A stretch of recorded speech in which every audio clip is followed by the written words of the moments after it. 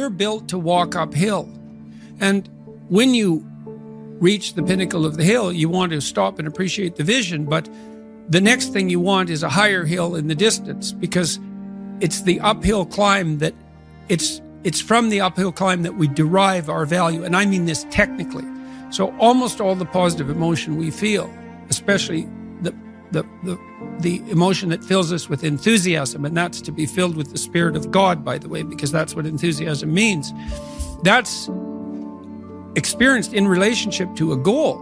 And so in some sense, and this is part of the religious enterprise, you want a goal that you can never attain, right? So you can always move closer to the goal that recedes as you move towards it. You think, well, that's frustrating. It's like Sisyphus pushing the rock uphill. But it's not, because as you pursue that goal, you put yourself together and your life does get better and richer and more abundant. And that's why the highest levels of virtue and goal are in some sense transcendent. You want them to be above everything you're doing so you can continually move towards something that's more sublime and better. That's what you are. You're here to live, not to sleep. And the problem with the vision of Mai Tais on the beach is that, well, first of all, that's a vision of drug-induced unconsciousness. Second, it's only going to work for about a week. Third, you're going to be a laughingstock in a month and depressed and aimless and goalless. You want a horizon of ever-expanding possibility. And so it does happen to people because they've staked their soul on the attainment of an instrumental goal. And it can be a pretty high order goal. It was in your case. But then you think, well, now I'm there. Now what? Well, the answer can't be, well, I'm going to live in the lap of luxury and never have to leave the face. What do you want to be? A giant infant with a gold bottle? You never have to do anything but lay in your back and suck. It's like, well, you see the problem with that as a conceptualization. It's no, you want to be like an active warrior moving uphill with your sword in hand. And that's dynamic, that's exciting. And that's why so many young men disappear into video games. That's all acted out in the video game. So they have to act that out in their own life. Thrownness is the fact that we kind of experience life as if we're tossed into it, thrown into it. You know, you're male and not female. You're Hindu and not Christian. You're tall and not short. You have an arbitrary range of talents and an arbitrary range of limitations, none of which, in some sense, you chose. It's the cards you're dealt. Now, some of those are cards of privilege. Now, maybe you're born intelligent. Maybe you're born symmetrical. Maybe you're born healthy. Maybe you're born into a culture where it's much easier not to be absolutely deprived. Maybe your parents are rich. And so all of that, in some sense, is unearned. Now, along with that comes a good dose of existential guilt. Because at the same time, and this is true for anyone, regardless of their cultural background, the ground we walk on is soaked in the blood of historical atrocity. And so that's on you. Because, you know, people think, well, who's the Nazi? Well, it's the fascist, or who's the radical communist? It's the radical left-wing ideologue. And the fundamental truth of the matter is that's best dealt with as a spiritual matter, is the adversary is within, really, most profoundly. And so you have to take the responsibility for that historical atrocity onto yourself. I was talking to Guy Ritchie this week about his movie King Arthur. It's quite an interesting movie in many ways. And when Arthur, who could be the hero, takes the sword, he's so overcome by visions of his murderous uncle that he can't pick up the weapon. Well, think about that. Now, you have weapons at your disposal, but they've been used by your murderous uncle. How dare you wield them? And the answer is, maybe it's easy just to leave the sword on the ground because you do want to be responsible for atrocities going forward. And don't think you couldn't be. And don't think you might not enjoy it.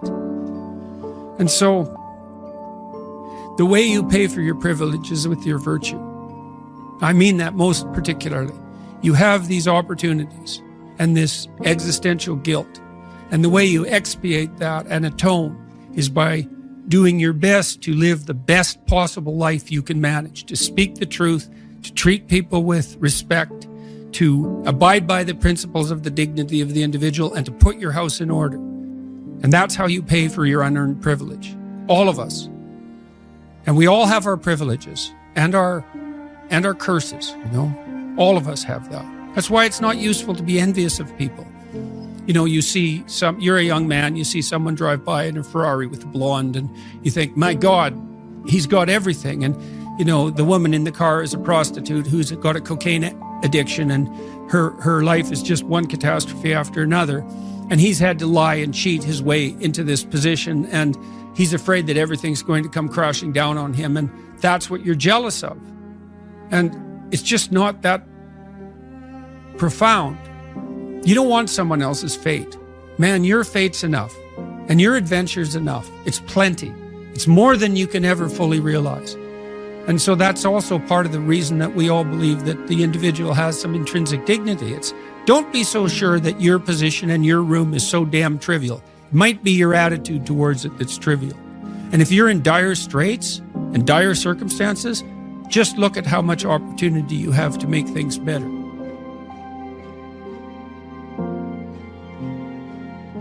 We asked that question with good intentions. Are you happy? What's a better question for me to ask Jordan Peterson? How are you doing? How are you doing? How are you doing?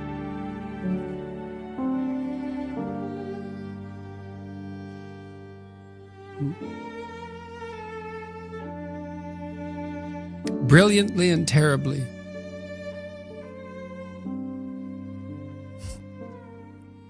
That's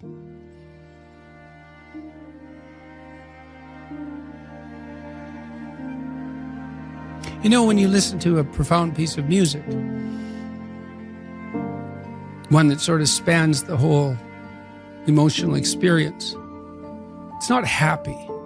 Happy is elevator music, and probably you just shouldn't listen to that at all, right? And you think, why? Well, it's harmless, it's treacly, it's sweet, it's simple, it lacks depth, it's shallow, that's a problem.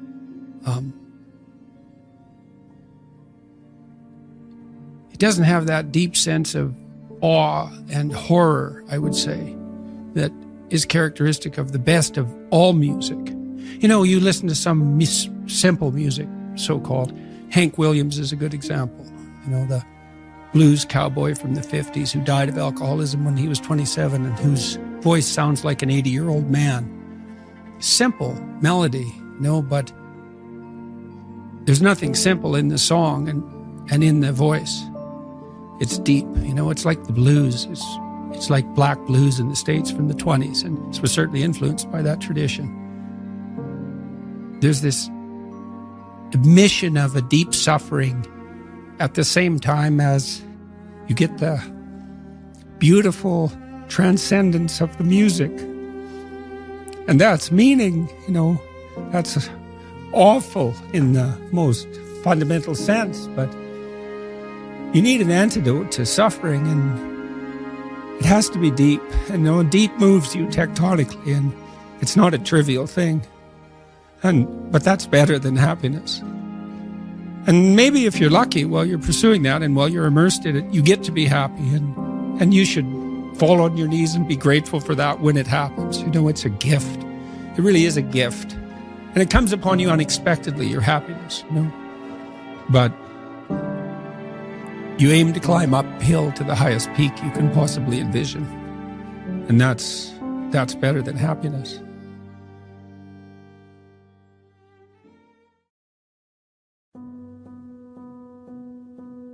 We've been fed this unending diet of rights and freedoms, and there's something about that, there's something about that that's so pathologically wrong. And people are starving for the antidote, and the antidote is truth and responsibility, right? And it isn't because that's what you should do in some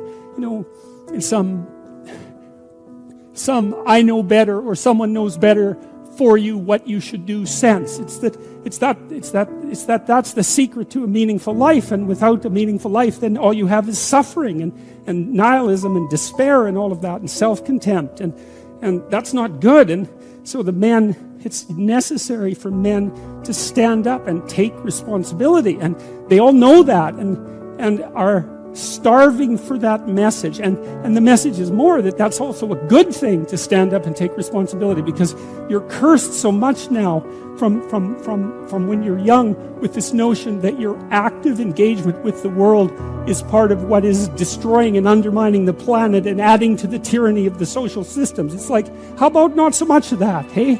Because it's too soul deadening. It's anti-human right to the core. And my sense instead is that, if you were able to reveal the best of yourself to you in the world, that you would be an overwhelming force for good, and that whatever errors might be made along the way would wash out in the works. And that's the other thing that you see in the Abrahamic stories, because Abraham is not a perfect person by any stretch of the imagination. He's a real person, and he makes mistakes, but it doesn't matter. The overarching narrative is, maintain your covenant with God, and despite your inadequacies, then not only will you prevail, but your descendants will prevail. It's like, great, that's really good news, So it's been really something to see that in this story.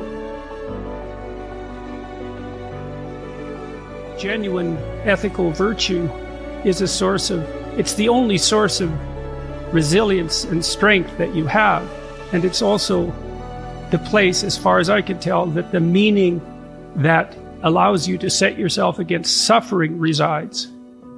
People talk about life and its meaning, and they say, well, life is meaningless, but people never mean that, because if you're in pain or you're terrified, you're overwhelmed with meaning. It's just not the kind of meaning you want.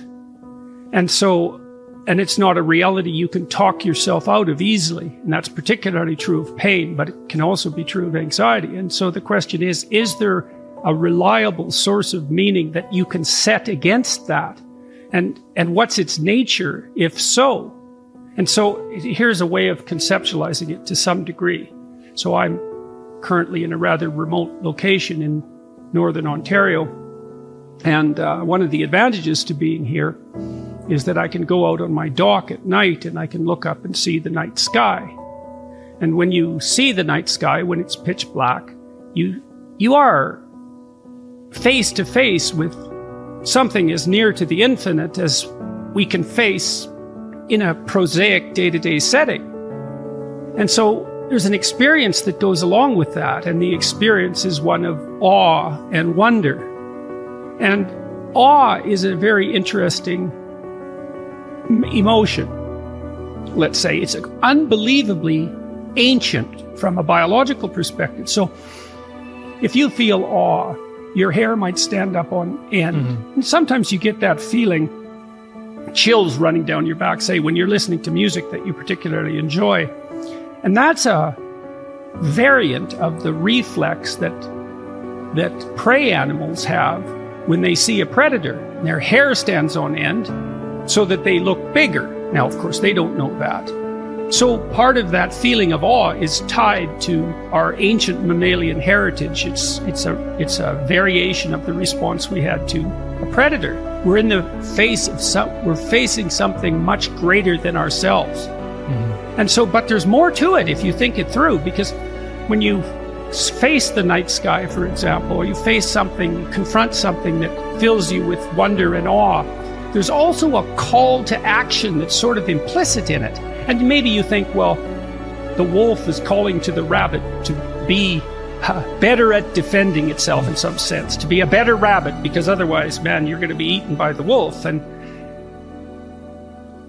when you look up in the night sky, to the night sky, and you feel awe, there's a call there.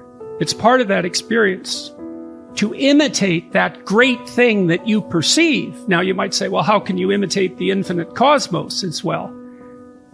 Obviously, that's a very complicated question. But, you're a very complicated thing. And God only knows what it means for you to imitate the infinite when you apprehend it. I mean, in some sense, that's the fundamental question of life, is how do we adapt ourselves to the infinite complexity that surrounds us? What must we become? Well, you don't merely think that through. And I mean, you don't, I don't, human beings in general don't. We puzzle it out, and we use all sorts of information to do that. And some of these more primordial experiences that are outside the domain of strict rationality nonetheless point us in an ethical direction. And the ethic would be, you should and could be more than you are. Well, then the question is, how do you bring that to earth? How does that look when you try to embody it day to day? Mm-hmm. Well, I would say these are obviously not my ideas. They're very old ideas. Well, maybe you ally yourself with truth to the degree that you can. Maybe you pursue beauty. Maybe you pursue the love that attaches you appropriately to other people, etc., etc. And you do that because, well, I think you do it because life is very, very difficult. Gray developed a theory of emotion that's predicated on the idea that, essentially on the idea that most of your emotions are experienced in relationship to a goal. Okay.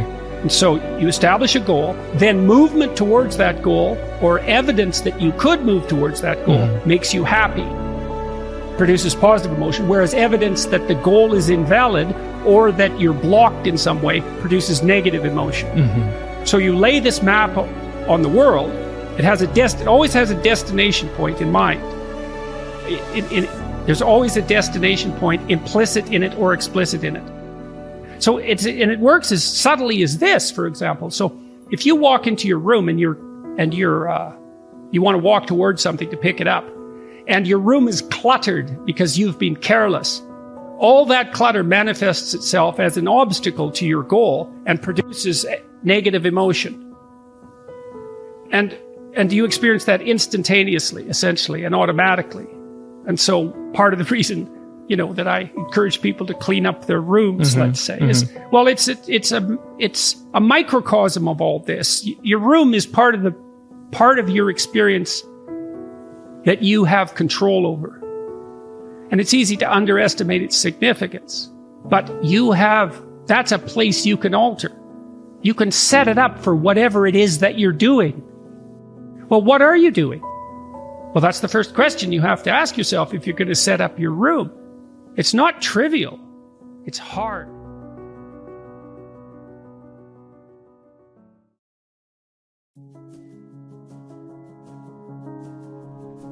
Physical attractiveness is extensively studied in departments of psychology. How big of a determinant of success is it apart from IQ or any of the other big 5 traits? That's tough, one, because physical attractiveness is a very complex trait. It's also, for example, it's a marker of health. And of course, health is a prerequisite for success. So you can't take attractiveness as a unitary dimension and measure it sufficiently accurately. Wait, I should back up on that. No one that I know of has taken physical attractiveness as a unitary concept, measured it accurately, and then pitted it against IQ and the big 5 to see to what degree it adds incremental validity to the prediction of long-term success.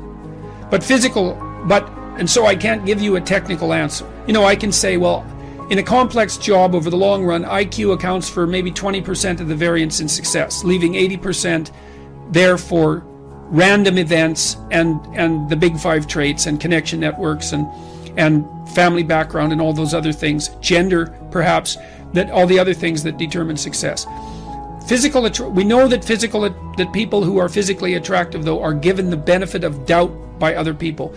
They benefit from the positive halo effect, and the positive halo effect is the propensity of people to assume good things about someone if there is one outstanding thing about them that's easily evident, that's good.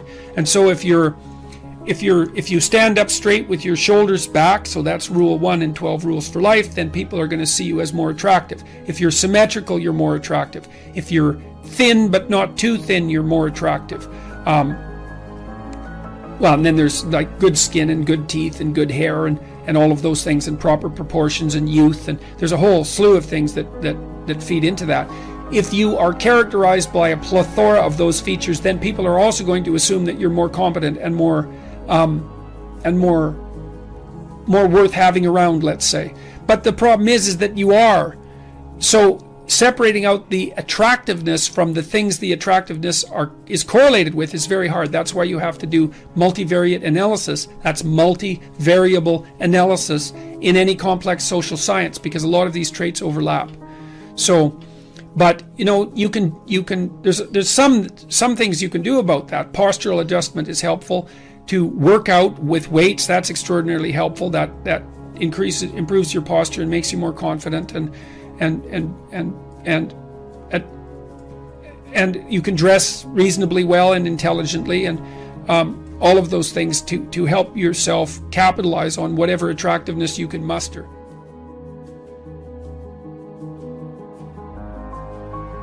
How do you dress so well? Any tips? Well, thank you.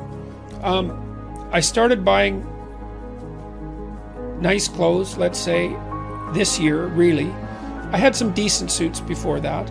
I did some research online to find out who good suit manufacturers were. You can look that up. But before this tour, I went and talked to a good tailor, expensive place. I felt terrible spending so much money on clothing. But I felt that if I was going to go talk to, it's been 200,000 people, that I was going to do it right, and I was going to invest in some decent clothes. And even though it hurt my cheap Northern Alberta soul to do it, it was definitely worth it. So you go talk to someone who knows what they're doing. Go talk to an actual tailor, and you can do some research online. There's lots of resources online that are devoted to helping men figure out how to dress. 3-piece suits look really good. I've got them tailored and fitted, so they're not bespoke suits. They're off the rack, but they've been tailored, and that makes a big difference. All the subtle things that tailors do, they tuck it in around the waist, they cut it to your body, all of those things help. It's really good to have a good pair of shoes, a couple of nice ties. I learned how to tie a full Windsor knot recently, and that actually helps. You don't want your tie to look too skinny. Lots of people have been dressing up to come to my talk, so it's nice to see a lot of young men come well dressed, often in 3-piece suits, but not always, and it's really good to see them dressed like grown-ups. I think that's a real plus. I had a rule that I didn't write in 12 Rules, which was dress like the person you want to be. I kind of took that from Nietzsche, because Nietzsche said, every great man is an actor of his own ideal. It's a very nice aphorism, and basically what it meant was that sometimes you have to act out what you want to be before you become it. You have to pretend. And it's not a lie. It's really a pretense, like children pretend to be a father before they grow up and become a father. It's a form of practice. And so tip 1 might be figure out who you want to be. Tip 2 might be, well, then dress like that person. That's a good start. And because I think if you want to become who you want to be, then no detail is too small to overlook. And certainly it isn't exactly that people judge you by your clothes, although they do to some degree. It's that if whatever you can have going for you, you might as well have going for you. That's how it looks to me. And certainly my experience has been that the response to my improved wardrobe has indicated that the investment was clearly worth it, indisputably and clearly worth it. And it's nice to be dressed sharply to go in front of an audience. It's a sign of respect to the audience. There's other ways of showing respect to an audience, but that's certainly one. And so it's been extraordinarily worthwhile. I would say if you're going for a job interview, if you're at any critical point in your life, then you should dress the part, because you want to do everything you can to tip the scales not in your favor exactly, but in favor of having the right thing happen. When I went out on tour in 2018, before I went out, I thought I wanted to do this like 100% right, or at least as close to that as I could manage. So I went out and bought some expensive suits, and I spent way more money on. This is one of them, actually. You look great, by the way. Thank you. Okay. Thank you. Way more money than I ever thought I'd spend on clothes. And I really felt quite bad about it. You know, I thought maybe it was an extravagance, but I thought, no way, man, I'm going to see if I can nail this dead on. And I'm going to be speaking to, 100,000 people. I'm going to look as sharp as I possibly can. And one of the consequences of that has been that young men in particular come to the lecture tour dressed up in suits, three-piece suits. Or the couples come and they're dressed up like they're coming to a wedding. So that's really something. And why do you think that is? Is it because you set that they're standard? sick of acting like kids. Okay. Our whole culture pushes the idea that teenage life, or even childhood for that matter, but teenage life is some sort of pinnacle, and then everybody dresses down so they look, especially men, they look like overgrown 10-year-olds, and there's something extremely demeaning about that. And so to provide people with the opportunity to dress up in a classic manner and to look like adults, to present themselves in that manner, there's something very attractive about that, because we haven't done that in our culture. That's been, I would say, downplayed in importance or for certainly since the 1960s. Who's to blame for that? Because you recall, anytime you would fly in an airplane, if you see old school pictures, people would dress in three-piece suits to go on an airplane. This is in the 60s, I assume. And then now you see someone like Mark Zuckerberg wear a t-shirt to give a speech in front of a TED Talk or something like that. So Well, who's some to of blame it, for this dress some down? of it's just fashion. Fashion moves around, and it usually drifts from the top down. And so when formality becomes the norm, but that drifts down, say, to the working class, then the upper class thinks, well, we can't do that because that would, associate us with the unfashionable people, and then they dress down. And so then that drifts down the hierarchy. And so there's some of it's just fashion, but a lot of it too is this idea that this sort of reflexive, rebellious attitude that anything that violates traditional norms, or even anything that's associated with patriarchal oppression and adulthood, is to be eliminated in favor of what's hypothetically a more free individuality. But it's not, because everybody looks the same. I was in Washington 4 or 5 years ago, maybe longer than that. It's probably longer than that, when I first went in the summer. And one of the things that really struck me, all these people wandering around these great monuments, is all the men looked like overgrown 10-year-olds. They looked exactly like their kids, except they were bigger. They looked like they'd been inflated with a bicycle pump. And I thought, this is weird that adults are dressing like children.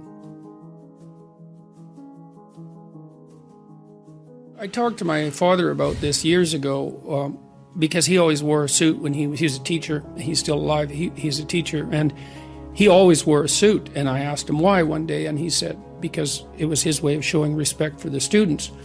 And I mean, I'm not saying that everyone who doesn't dress in the suit is being disrespectful, but there's something about outfitting yourself for the task at hand.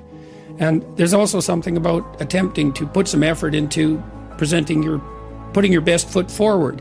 And I don't really buy the it takes more time in the morning argument. It takes a bit more time, but once you, before I went on this tour, I went through all my clothing and I tossed out everything that didn't fit, and which included a number of suits that were old, and I had to organize them, and that took about a day to get my closet in order.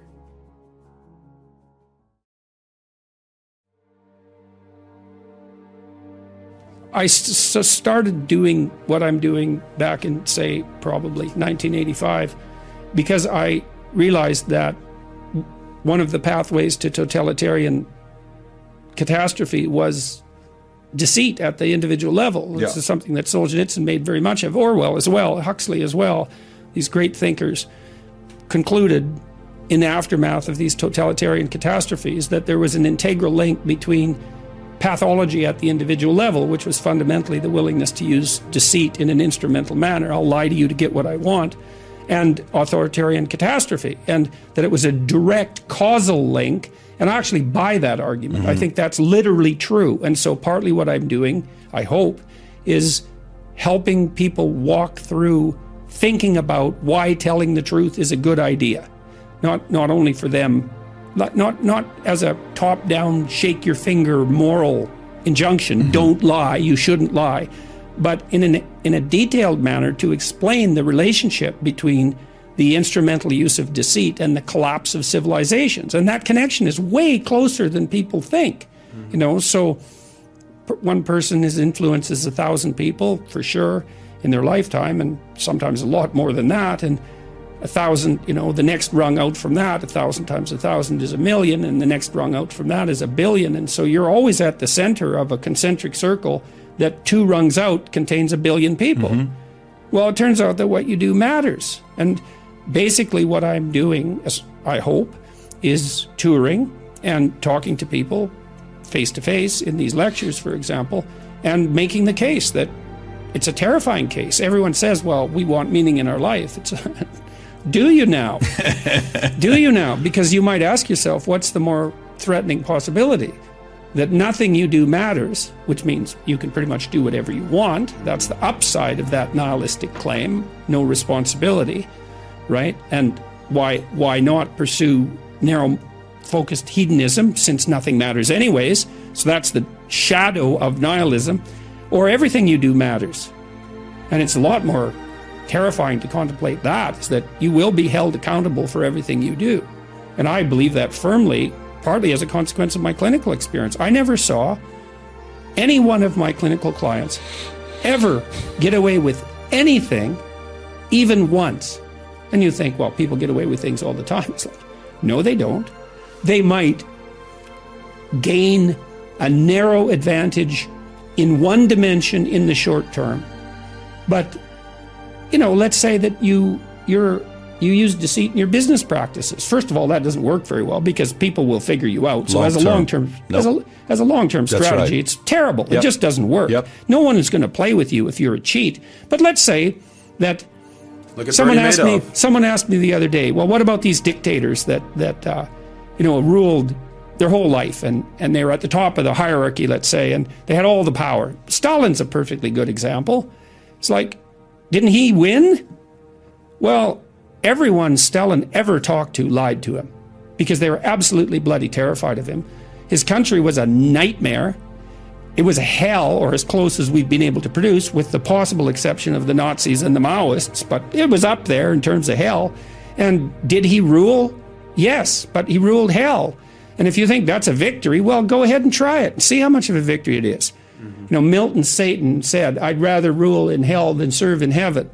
It's like, fair enough, go ahead. Use deceit, use instrumentality, rule in hell. You'll be the ruler. See how much good it does you. See where that takes you. It takes you somewhere terrible. For the first time in my life, really, I believe this to be the case, conservatives really have something to sell to young people. And they can sell the meaning of responsibility, because young people are bereft of meaning. And most people find meaning in responsibility.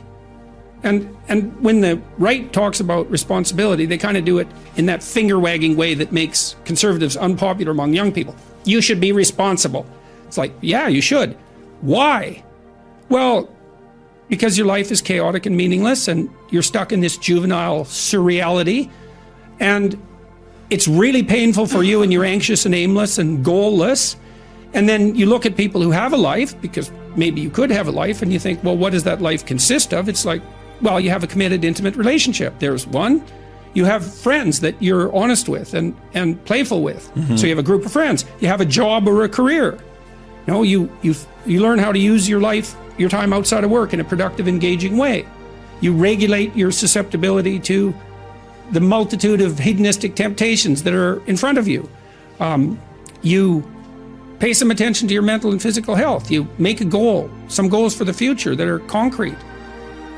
Well, there's 7 things you can do. They're all responsible things. Why? Because then your life will have some meaning. Now, you might say, well, what's the ultimate meaning? It's like, get those things straight first. They're not nothing. And maybe you won't be so damn miserable and bitter and resentful and angry and aimless and anxious and frustrated and disappointed and ashamed if you had 5 of those 7 things going well. And the psychoanalysts, I think, err too much on the side of the subject. They tend to think that too much of you is inside of you and too little of you is outside of you. And part of the reason I believe that is because of my clinical experience. I love the psychoanalysts, man. They're brilliant, they're deep. They grapple with real problems, like with the problems When people have real problems, and I mean profound problems, they're really profound moral problems. They're problems of good and evil, really. You know, there are things going on in their family that are so terrible that, well, that they're sometimes fatal. You know, lie upon lie upon lie upon lie for decades and decades and decades. It's awful. And that's not exactly inside them. It's out there in the world. And lots of the people that I see, very famous critic of psychology, criticized the practice of psychology quite effectively I believe in the early 60s. And he basically said, most people have problems in living, they don't have psychological problems. And so I've experienced, despite my love for the psychoanalysts, very frequently what I'm doing as a therapist is helping people have a life that would work. You know, and you can parameterize that. It's like, what do you need? How about some friends? That people kind of like that. How about an intimate relationship with someone that you can trust, that maybe has a future? That'd be good. How about a career that puts you in a dominance hierarchy somewhere, so at least you've got some possibility of rising, some possibility of stabilizing yourself, and a schedule and a routine, because no one can live without a routine. You just forget that. If you guys don't have a routine, I would recommend, like, you get one going, because you cannot be mentally healthy without a routine. You need to pick a time to get up. Whatever time you want, but pick one and stick to it, because otherwise you dysregulate your circadian rhythms and they regulate your mood. And eat something in the morning. So, a schedule, that's a good thing, man. Your brain will thank you for it. It will stabilize your nervous system. With a bit of a plan, that's a good thing. You need a career, you need something productive to do with your time. You need to regulate your use of drugs and alcohol, most particularly alcohol, because that does in a lot of people. You need a family, like the family you have, your parents and all that. It'd be nice if you all got along, you could work on that. That's a good thing to work on. And then, you know, you probably need children at some point. And that's life. That's what life is. And if you're missing, you know, you may have a good reason to not be operating on one of those dimensions. It's not mandatory. But I can tell you that if you're not operating reasonably well on 4, I think I mentioned 6, if you're not operating reasonably well on at least 3 of them, there's no way you're going to be psychologically thriving. And that's more pragmatic in some sense than psychological, right? Human beings have a nature. There's things we need. And if we have them, well, that's good. And if we don't have them, well, then we feel the lack. And so behaviorists, behavioral psychologists concentrate a lot more on that sort of thing. You know, it's practical. It's like strategizing. Make a career plan. Figure out how to negotiate, because that's bloody important. Figure out how to say what you need. Figure out how to tell the truth to people. Figure out how to listen to your partner in particular, because if you listen to them, they will actually tell you what they want. And sometimes you can give it to them and maybe they'll return the favor. And if you practice that for like 15 years, well, then maybe you're constantly giving each other what you want. Well, hooray, that would be good. And then there's 2 of you under most circumstances, and it's better to have 2 brains than 1, because people think differently because of their temperament mostly. And so the negotiation is where the wisdom arises, and it's part of the transformation, the psychological transformation that's attendant on an intimate relationship, and one of the fundamental purposes of a long-term intimate relationship.